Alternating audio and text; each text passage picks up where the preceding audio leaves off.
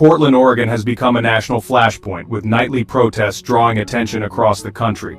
Former President Trump vows to send federal troops to defend ICE facilities, arguing strong action is needed to restore order. Oregon's governor and Portland's mayor condemn the move, calling it unconstitutional and a threat to local autonomy.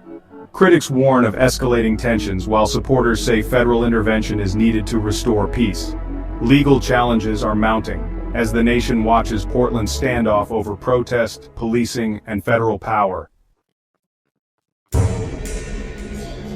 In Iqaluit, Nunavut, a 14-hour police standoff ended peacefully after emergency alerts locked down the city. The RCMP evacuated homes and negotiated with a barricaded individual, ultimately resolving the crisis without injuries.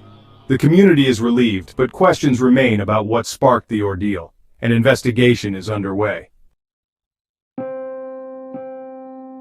At the United Nations, Russia's Foreign Minister Sergei Lavrov insisted Moscow has no plans to attack NATO or EU states, blaming the West for fueling tensions. He accused Western nations of spreading fear and provoking instability, pointing to NATO's expansion as a source of conflict. Western diplomats dismissed his claims, citing Russia's actions in Ukraine as evidence of ongoing aggression. Despite calls for dialogue, distrust between Russia and the West remains high. Back to Portland.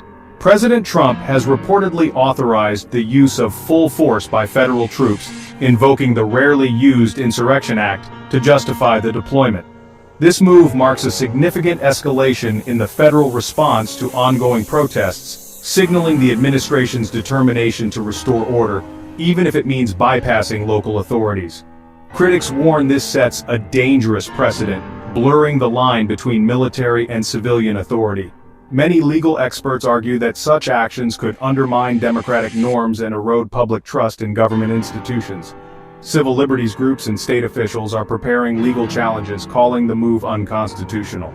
They insist that federal intervention threatens the rights of citizens and undermines state sovereignty. On the ground, activists fear federal intervention will only inflame unrest. Many worry that the presence of armed agents could escalate tensions and provoke more confrontations in the streets.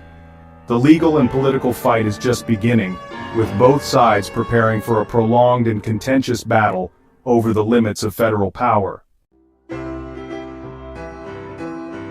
England's women's rugby team, the Red Roses, have won the World Cup, igniting celebrations and inspiring a new generation. Their victory is a milestone for women's sports, breaking barriers and demanding greater recognition. Fans and players alike are calling it a transformative moment. The Red Roses are now national heroes. At Chelsea FC, tension is rising between new manager Enzo Maresca and club leadership after a string of poor results. Maresca's patient, possession-based style is clashing with ownership's demand for quick wins. The pressure is mounting, and his future at the club is uncertain. The next few weeks will be critical.